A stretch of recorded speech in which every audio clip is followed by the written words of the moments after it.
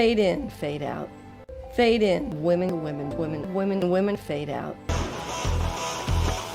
Ah! After 10,000 years, I'm free! It's time to conquer Earth! Alpha, Reader's Escape.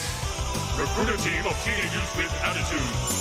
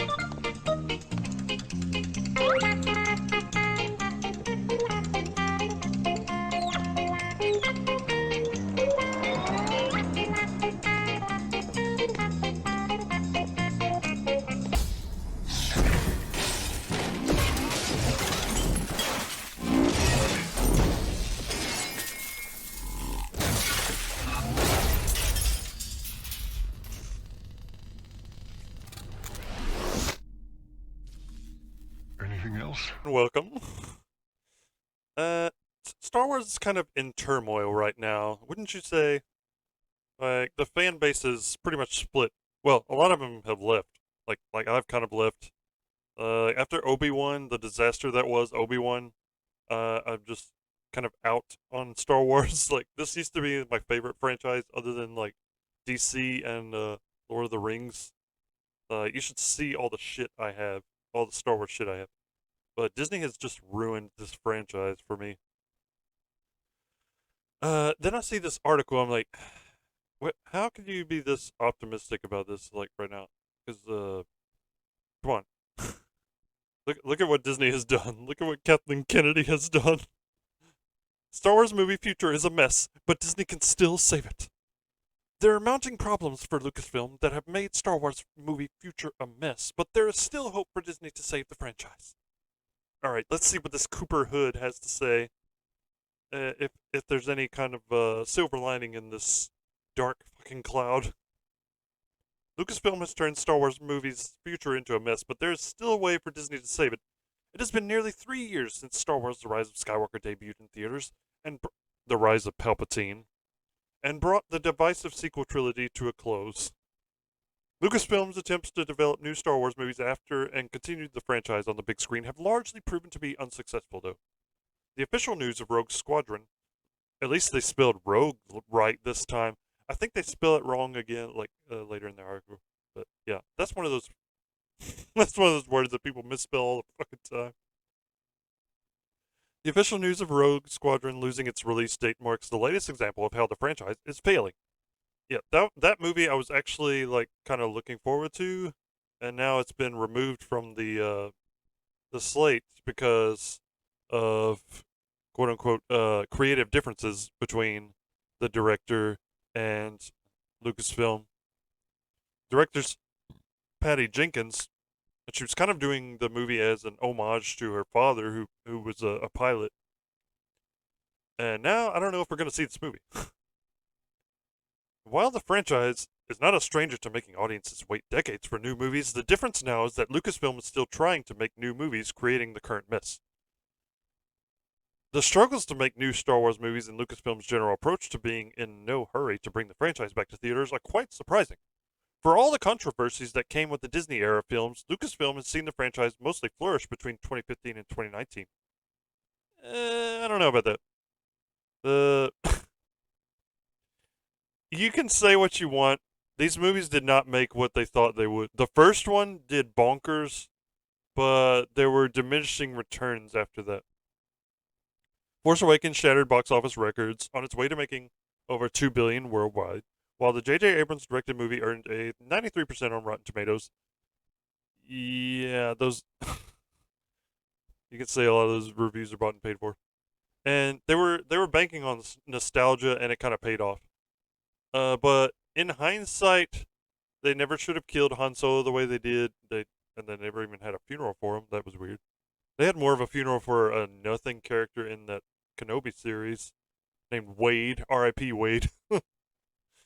The first anthology movie, Rogue One: A Star Wars Story, overcame a troubled production to make over $1 billion, and is often considered the best Disney Star Wars movie. Yeah, that's true, and I think I agree with that. Star Wars: The Last Jedi and Star Wars: The Rise of Skywalker, Rise of Palpatine, still both made over $1 billion amid divisive responses. Yeah, still couldn't quite capture the same response as the first one. I'll say the third one especially. That one.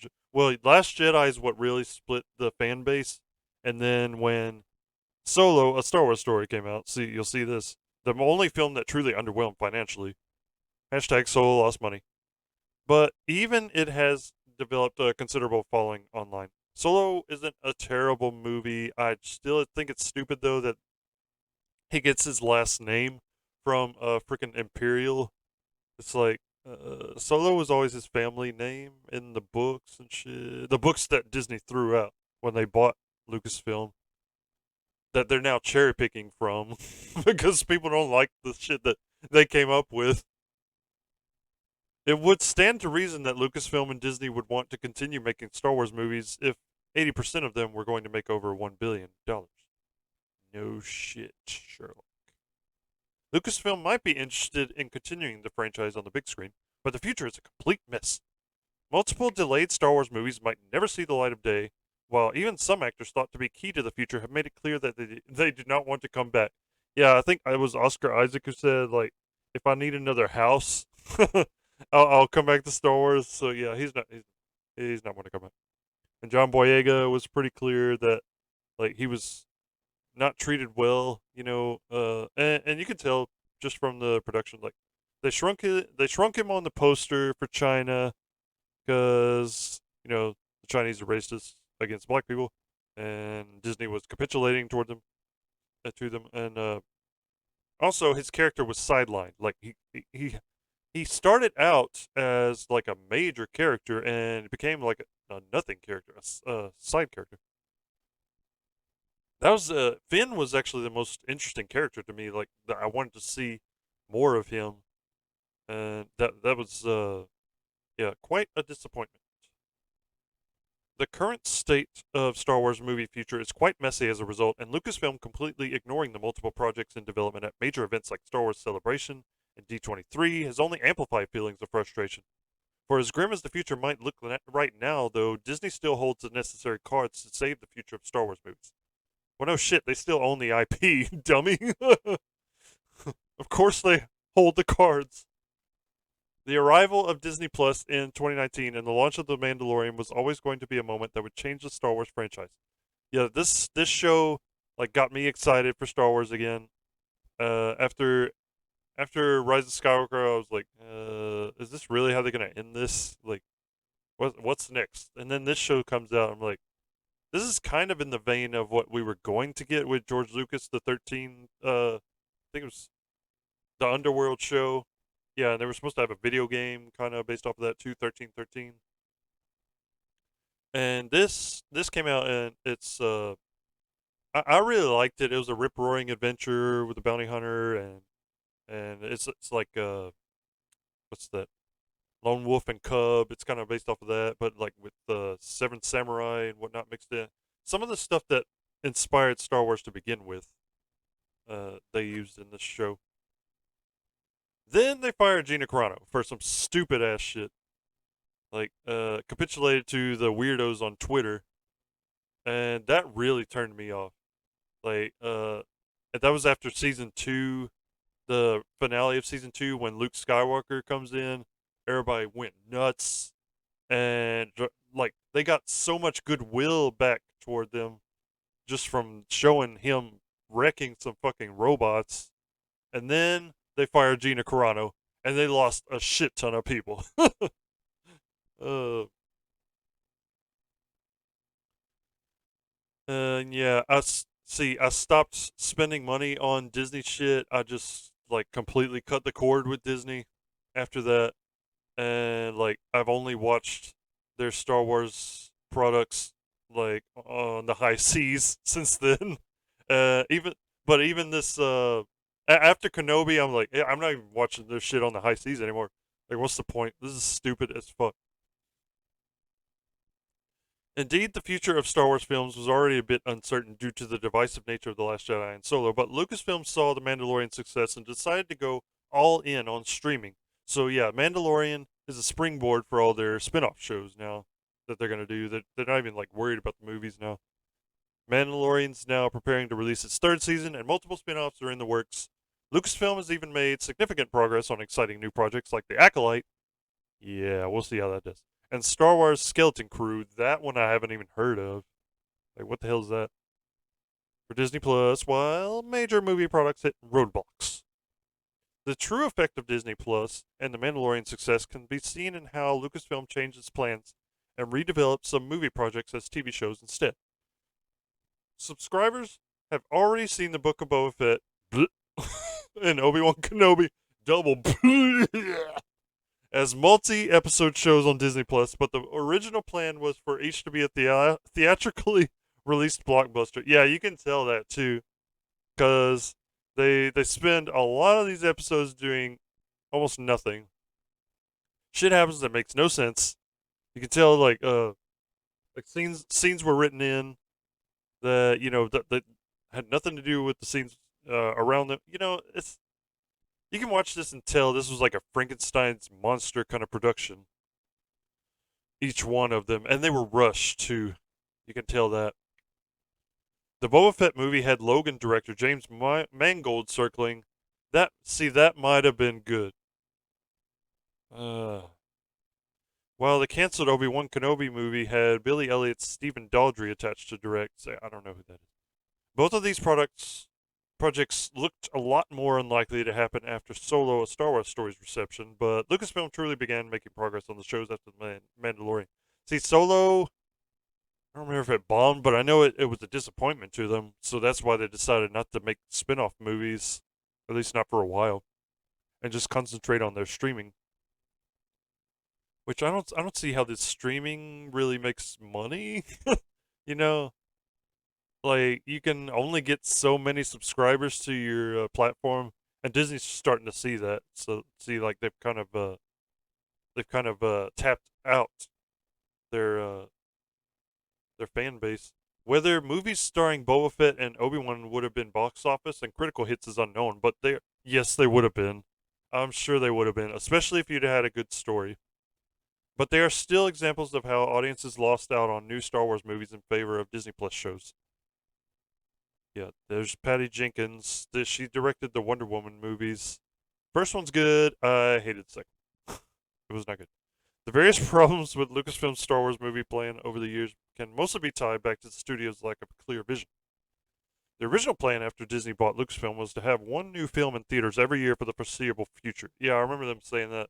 And at the time, I thought it was a good plan, but in retrospect, I don't think it would have worked. Like, Star Wars was always special because it took so long for each movie to come out. So there's this anticipation that builds.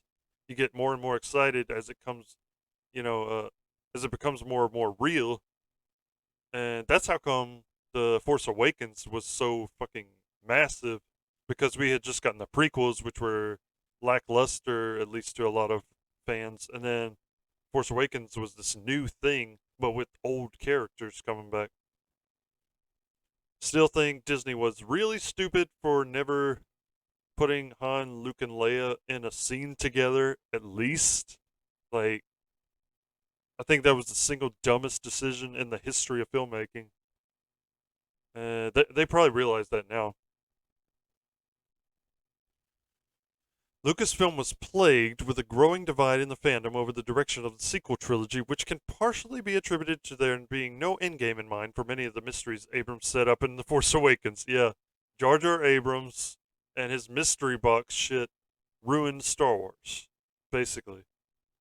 While the studio attempted to change this narrative after the fact, decisions like bringing Palpatine back and making Rey his granddaughter indicate otherwise. Yeah, and the girl who played Rey, Daisy Ridley, even said like they didn't know what her parentage was going to be. Like they didn't know what her backstory was going into this. They decided on the fly when they were filming The Rise of Palpatine to make her Palpatine's granddaughter.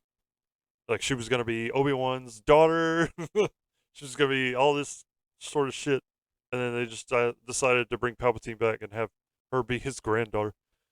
Yeah, that was stupid. The problem with Star Wars' movie plan, or lack thereof, then spilled over into how Lucasfilm was handling the development of future projects. They announced a new Rian Johnson trilogy before The Last Jedi's release. Yeah, how's that Rian Johnson trilogy looking now? Only for it to be put on the back burner after the controversial response. There was even a plan for Game of Thrones creators David Benioff and D.B. Weiss to make a new film after finishing the series. But Season 8's divisiveness killed the project, yes. Because of Season 8 of Game of Thrones, they lost out on a Disney Star Wars project. Audiences have now been left waiting for updates on films from Taika Waititi. Yeah, Thor: Love and Thunder, I think, kind of killed that shit. Kevin Feige, he's not looking like the freaking god that he was during Marvel phases 1 through 3. Patty Jenkins is not looking so great either after Wonder Woman 84. Still, it seems that many of them were announced prematurely and are struggling actually to be made. There are also issues like John Boyega not wanting to return as Finn, as I said, which hurts Star Wars 10's development. And several directors being turned off from joining the franchise after seeing what happened to Gareth Edwards, Phil Lord, and Chris Miller, and Colin Trevorrow. Gareth Edwards was the original director of the Rogue One, and somebody finished directing that. Phil Lord and Chris Miller were directing Solo: A Star Wars Story, and then they left because of creative differences.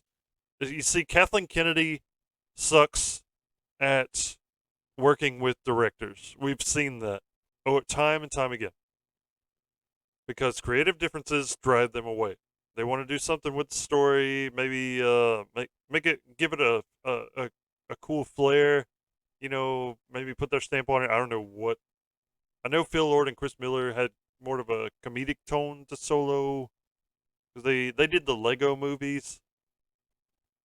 Colin Trevorrow actually had this amazing script called Duel of the Fates, and yeah, you should check it out.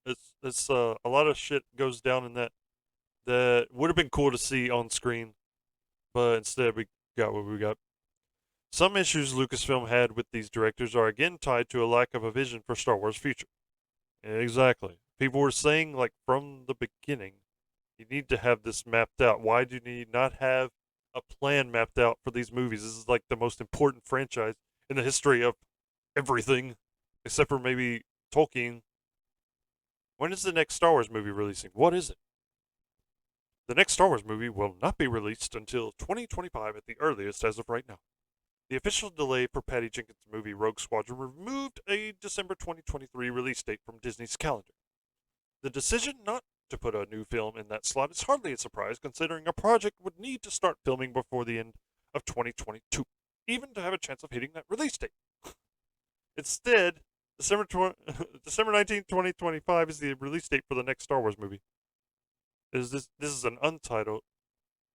Okay, I don't know if that's for Rogue Squadron or something else.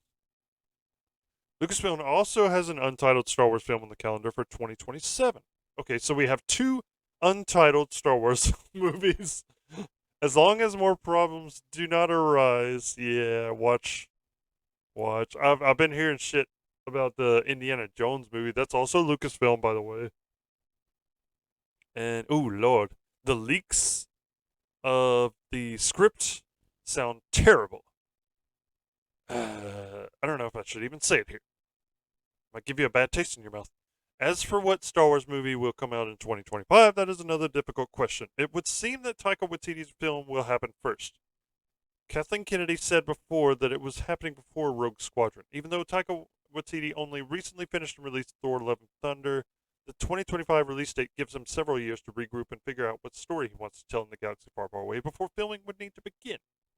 If his film is not ready in 3 years, the next most likely option could be the often rumored movie from Watchmen director Damon Lindelof. Yeah, I heard Watchmen was a shit show. Why are they hiring these people? It's like, just look at what they've done. They've already ruined franchises, and you wanted them to keep doing it. With Star Wars films from Kevin Feige, Rian Johnson, J.D. Dillard, and others still not making any real progress, Lindelof could be well positioned to fill the 2025 release date. There is still hope for Star Wars, according to you, and a possible path for Lucasfilm to save the franchise's movie future. The first step is figuring out exactly what the hope and goal for a Star Wars movie are, and what is required for one to be made. This should include charting a brand new course that extends the franchise beyond the confines of the Skywalker saga. That's the rumor, that they're going to take the sequel trilogy characters and just continue on with them. We'll see if that happens. You can even get one of the actors to come back. There will surely be a Star Wars Episode 10 at some point.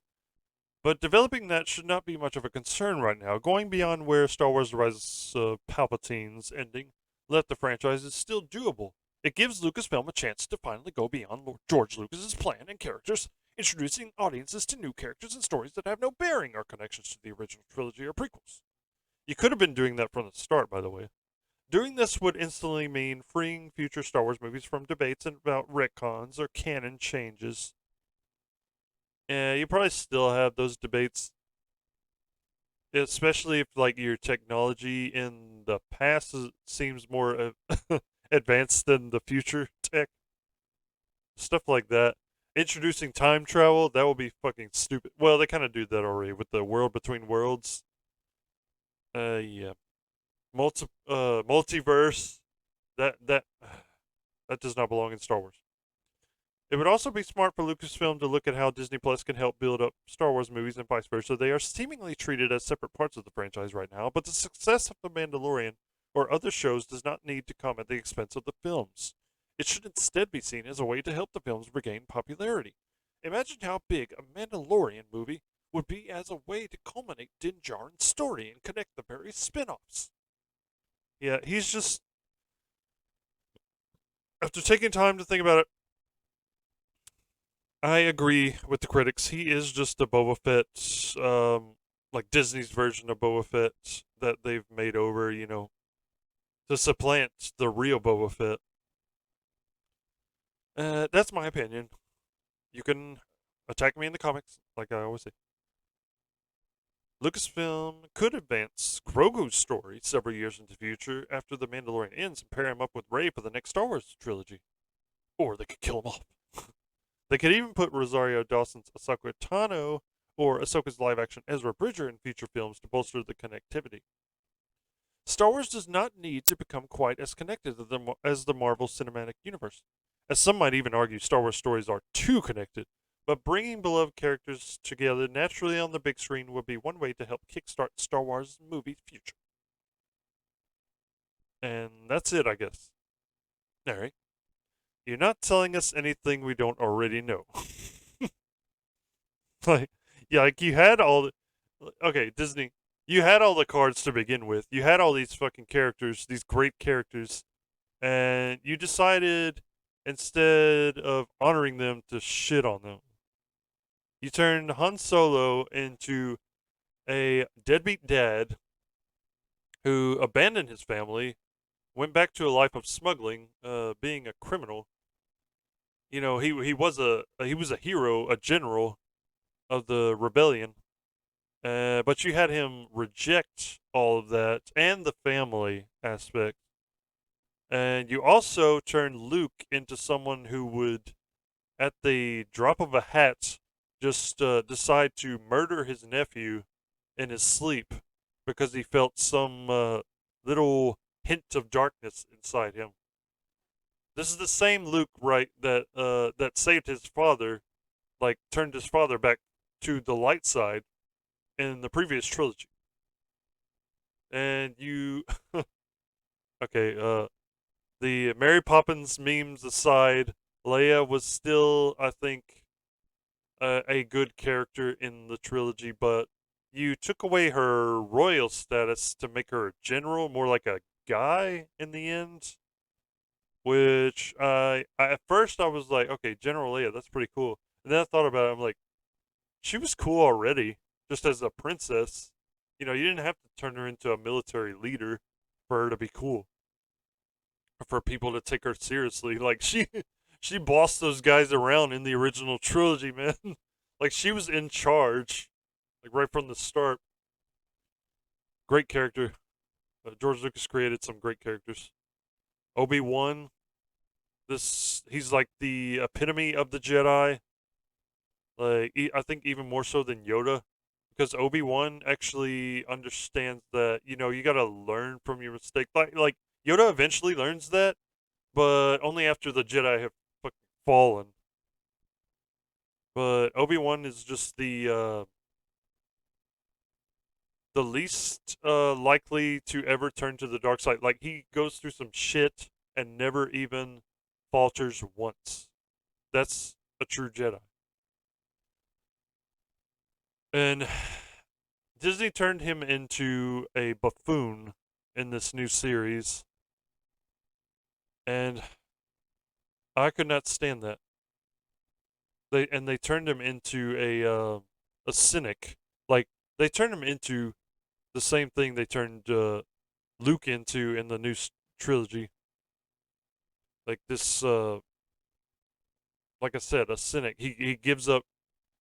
He somehow, see, some things do not make sense in this series. Like he wants to train Luke. I mean, yeah, he wants to train Luke, but he leaves his like lightsaber buried, and like it's like, how are you gonna train him if you're cutting yourself off from the Force and all that? But I've already kind of gone on a diatribe about that Kenobi series.